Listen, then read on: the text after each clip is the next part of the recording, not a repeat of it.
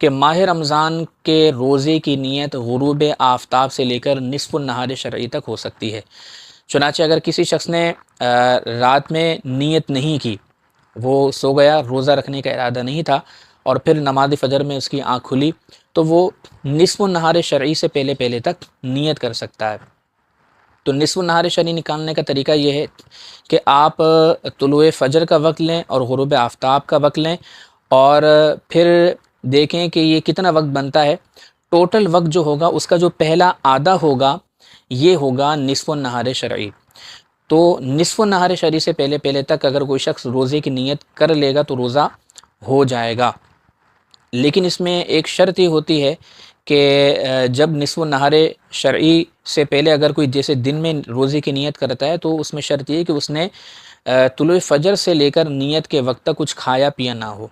अगर वो मिसाल के तौर पर तुलुए फ़जर के बाद अगर कुछ खा पी लेता है या रोज़े के मुनाफी कोई काम कर लेता है और अब ये नीयत करना चाहता है रोज़े की, तो ऐसी सूरत में इसकी नीयत दुरुस्त नहीं होगी। तो ख़ुलासा ये हुआ कि माह रमज़ान के रोज़े की नीयत रात में भी हो सकती है और सहरी भी एक नीयत है।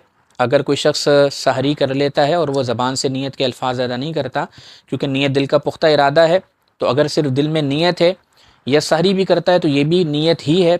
तो अगर किसी ने मिसाल के तौर पर सहरी की नीयत हो गई, ज़बान से अल्फाज भी अदा कर लिए, बहुत बेहतर है। लेकिन अगर रात में नीयत नहीं की, सहरी भी नहीं की और रोज़ा रखने का इरादा भी नहीं था और फिर मिसाल के तौर पर तुलुए फ़जर में आँख खुलती है या तुलुए फ़जर में अब उसका इरादा बन जाता है रोज़ा रखने का, तो ये रोज़े की नीयत कर सकता है कि निस्फ़ुन नहार शरई से पहले पहले माह रमज़ान के रोज़े की नीयत की जा सकती है।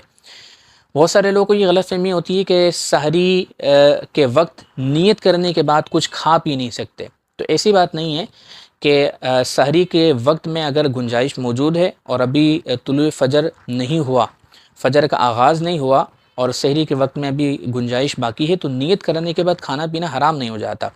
कि रोज़े का जो आगाज़ है वो तुलुए फ़जर से है। तो अगर तुलुए फ़जर से पहले नीयत कर ली, पानी पीना चाहते हैं पी सकते हैं, खाना खाना चाहते हैं खा सकते हैं। इसके साथ एक और मसला ज़हन नशीन रखना चाहिए। हमारे यहाँ ये होता है कि जब अज़ानें शुरू होती हैं तो घर वाले कहते हैं जी अभी मोहल्ले की मस्जिद की अज़ान शुरू नहीं हुई तो खाते पीते रहो। तो सहर व इफ़्तार का ताल्लुक़ और रोज़े का ताल्लुक़ वक्त से होता है, अज़ान से नहीं होता। अज़ान दी जाती है नमाज के लिए। तो ये कहना कि हमारे मोहल्ले की मस्जिद की अज़ान नहीं हुई, अभी तो दूर की अज़ानों की आवाज़ें आ रही हैं, लिहाजा खाते पीते रहो, अगर इस तरह किया, फ़जर का वक्त हो चुका था, सहरी का वक्त ख़त्म हो चुका था, इस तरह खाते पीते रहे, रोज़ा नहीं होगा। इसलिए बस ये टाइम नोट कर लिया करें कि कब सहर का आखिरी वक्त है, बस आखिरी वक्त से 1-2 मिनट पहले ही खाना पीना मौकूफ़ कर लें कि अगर वक्त सहर ख़त्म होने के बाद भी खाते पीते रहेंगे तो इस तरह रोज़ा नहीं होता।